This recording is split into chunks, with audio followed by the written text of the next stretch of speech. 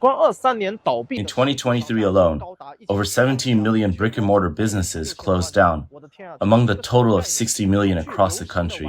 What on earth is happening? Imagine going to work in the morning and the store is fine, but by the time you come back, it's closed.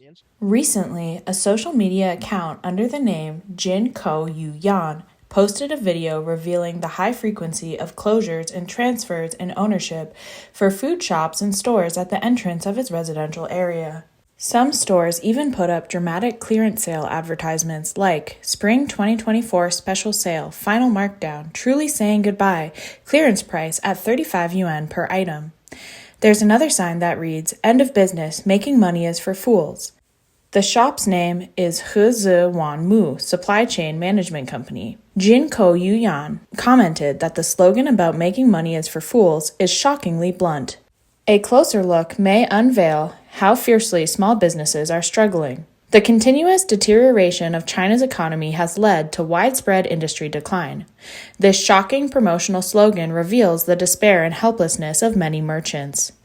Hezi is a third-tier city in northern China with an already underdeveloped economy. However, the situation in Dongguan, a new first-tier city in Guangdong Province, a developed region in China, is not so much better. I doubt if I'm really in Dongguan. Judging by the number of factories, I must be, but there's no one around. Most shops are closed, except for a few convenience stores. 从深圳到东莞 From Shenzhen to Dongguan to Huizhou, physical stores, commercial streets, and ground floor shops and residential buildings are all crying for help. Closed businesses and transfer signs are everywhere. In town centers and industrial areas, the night markets have fewer and fewer people. Some industrial areas are almost deserted, now only left with empty factories. This year, you rarely see construction workers on the roads, with the real estate market saturated and sales sluggish. Many industries like banks, construction materials, renovation companies, property management, and home appliances are struggling. This downturn indirectly affects our income, whether we're shop owners or workers. The departure of foreign companies in the sluggish real estate market have led to economic downturns in China, posing severe challenges to various industries. Many small businesses and individual merchants find it difficult to maintain operations due to reduced income and increased costs, leading to widespread store closures. The phenomenon of supermarket and shopping mall closures is prevalent across China. The closure of physical stores has been increasing annually since China implemented its zero-COVID policy, and the trend is only accelerating. Let's take a look at a case of restaurant closures as an example. According to data from Merit Co., in 2023, 2.98 million new restaurants opened in China, while 3.54 million closed, leading to a net decrease of 560,000 stores. Many regions have experienced waves of business closures, also referred to as group extinctions. Chi-Cha-Cha data shows that from January 1st to May 16th, 2024, the number of restaurants revoked or canceled nationwide was 723,000 compared to 677,000 in the same period last year. 46,000 more restaurants closed down in just 4.5 months compared to last year. Comparing last year to this year, there has also been a significant decrease in new restaurant businesses. As of May 16th this year, the number of new restaurant businesses nationwide was 970,000 compared to 1.4 million in the same period last year, a difference of 427,000. According to reports, the entire Wenbo Road food street in Zhangzhou, Henan has shut down. Similarly, a row of restaurants in Wukong Live Plaza in Kai Food District, Changshe, has closed. A food street in Mianyang, Sichuan, is also experiencing a situation of collective closure. Even some shops in popular commercial districts are finding it difficult to transfer leases. For example, in Xi'an, columnist Zhou Tang from Sanyin88.com stated that during his market survey in March and April this year, he found that many shops in popular commercial districts such as Northeast Street, Dahua 1935 Mall, and Tangyan Central City were vacant. Northeast Street in Xi'an is a popular commercial district. In April this year, a "For Transfer" sign was posted on the door of a Biang Biang noodle shop at the subway entrance of Northeast Street. Based on the marks on the door, similar advertisements must have been posted several times, but no one has taken over. The owner of the neighboring shop said, "The shop has been closed for a long time. Around the corner from this shop, there were 3 more shops for rent, with all of the shop decorations already removed." Tangyan Central City in Xi'an used to be a popular location for restaurant businesses, but in recent years, the mall's popularity has gradually declined. Now, many restaurants and clothing stores in the mall are closed or for transfer, with only some chain stores from brands like Weijia Liang Pi, Sha Dima, and Burger King remaining. But the shop traffic does not seem very promising.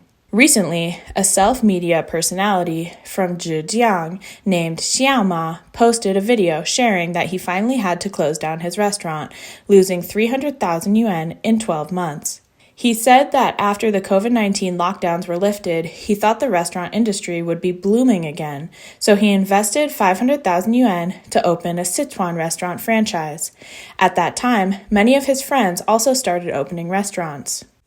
He said that now, none of the friends who opened restaurants at that time can stand their ground. Customers only come when there are promotions, otherwise very few would show up. He said, "After 12 months of operation, I lost more than 300,000 yuan. I had to close the restaurant, sell the equipment at a low price, return the rented space, and settle everything. The 500,000 yuan investment left less than 200,000. Xiaoma said, "My restaurant had a good location, so why wasn't the business good? It really baffles me. Now I'm afraid to even set foot in the restaurant industry again." On major social media platforms in China, there are countless people with similar experiences to Xiaoma, complaining about their closed businesses. Someone from Zhejiang, under the name Persistent Little Fish, said, "My actual turnover in 2023 wasn't enough to cover the rent, let alone profit." This is the current situation in Huaqiang Bay, Shenzhen, which was once packed with people. The main reasons for the wave of physical store closures are as follows. The first reason is government management issues leading to high operating costs for physical stores. Let's see what JDs.com's founder, Richard Liu, has to say about this. Anywhere in the country, even in small towns, as soon as you open your shop, you light the firecrackers and put out the flower baskets in the morning. The tax office comes right away in the afternoon.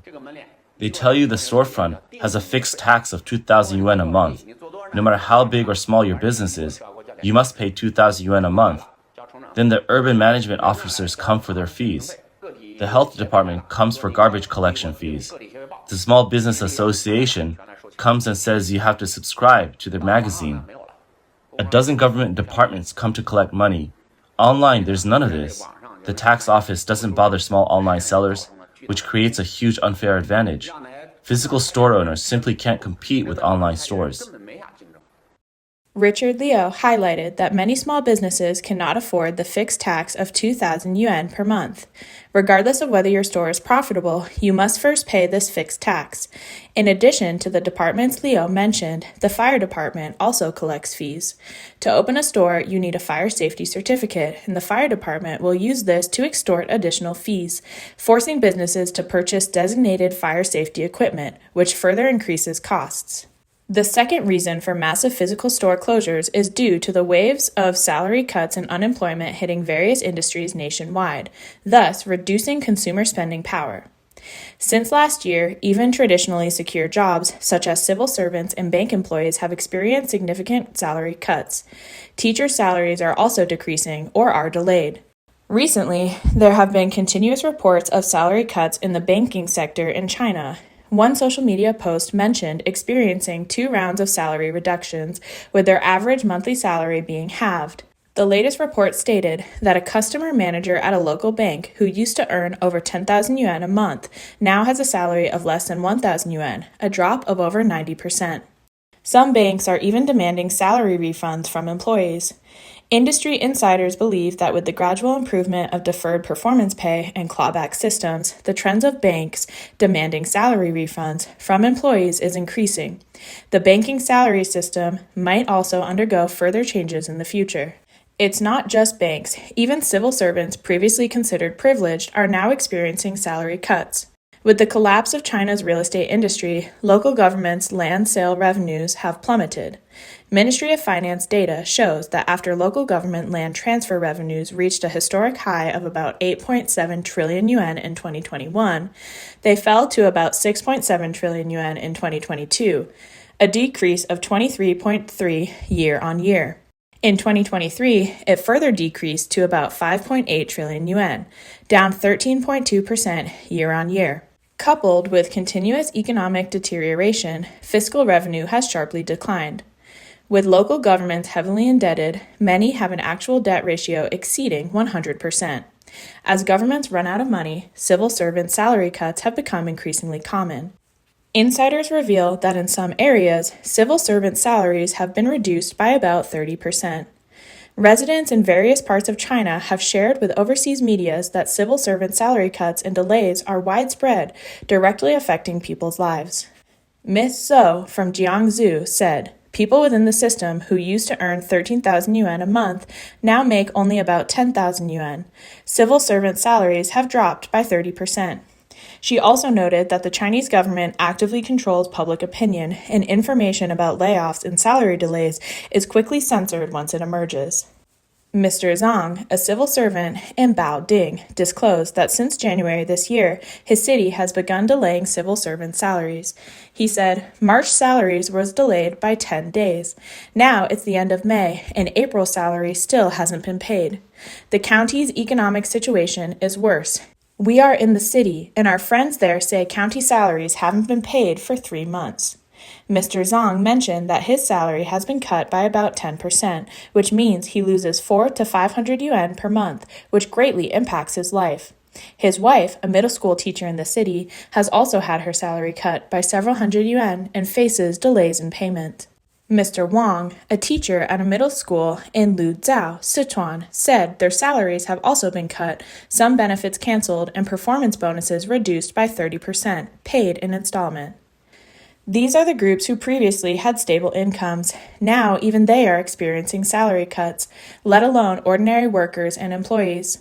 Salary cuts may still be manageable, but with many factories and stores closing down, waves of unemployment are hitting hard, and a decline in consumption power has become inevitable. Reason 3 is heavy household debt burden leaves no money for consumption. Recent data released by CEIC, a Hong Kong-based economic data company, shows that as of January 2024, China's household debt has surpassed $11 trillion. Compared to 5 years ago, China's household debt has increased by 50%. There are 8.3 million people who have defaulted on their debts, accounting for 1% of China's working population.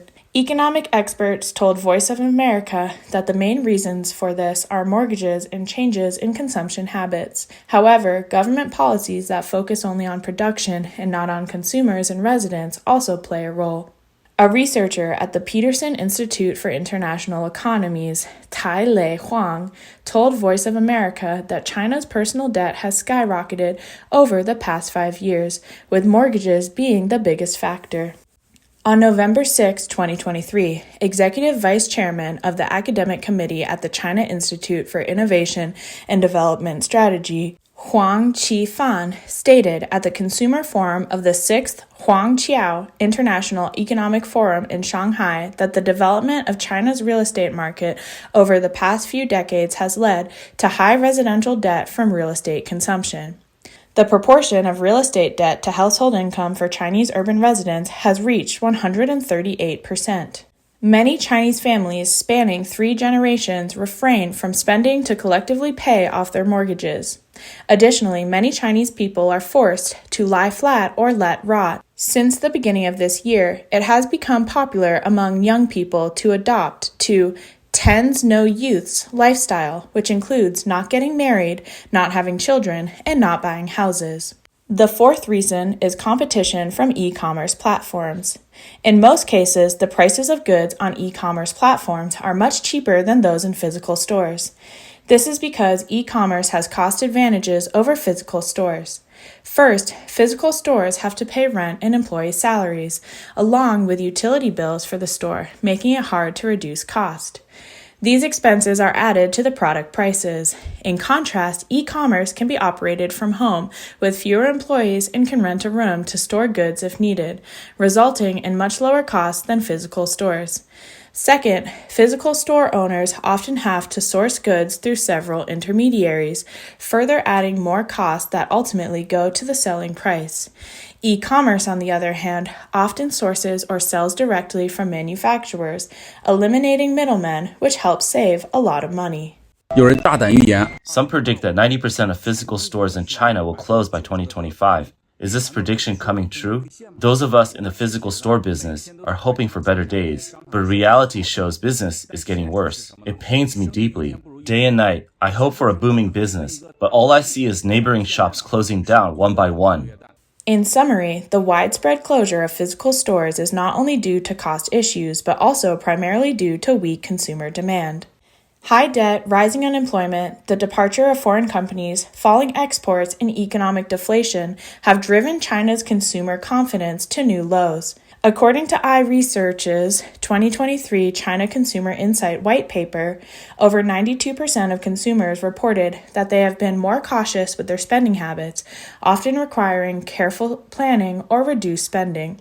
Additionally, 45.6% of Gen Z consumers said they would consider buying duplicate products as alternatives. Not only that, China's social media platform, Douban, has seen tens of thousands of young people gather under groups named Addicted to Frugality and Crazy Savings Alliance, forming massive armies of consumers willing to reduce spending.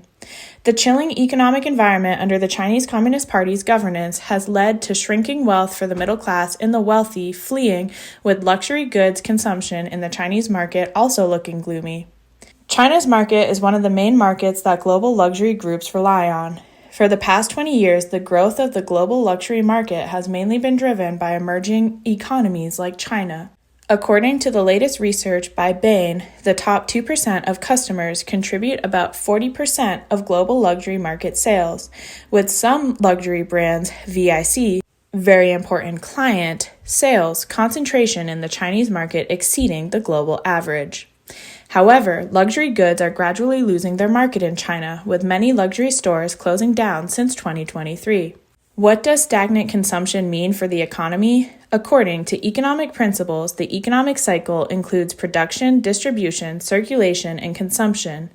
Only by maintaining a smooth economic cycle can social wealth be increased, people's well-being be improved, and national strength be enhanced. Under the Chinese Communist Party's governance over the years, the social wealth has quickly become concentrated in the hands of the privileged class, while an increasing number of people have become labor tools struggling to make ends meet. This is what leads to widespread consumer downgrading. Apart from necessities, the public has generally lost the will to spend. This situation will inevitably endanger the overall economic foundation, ultimately leading to economic collapse and bringing the Chinese Communist regime closer to its end.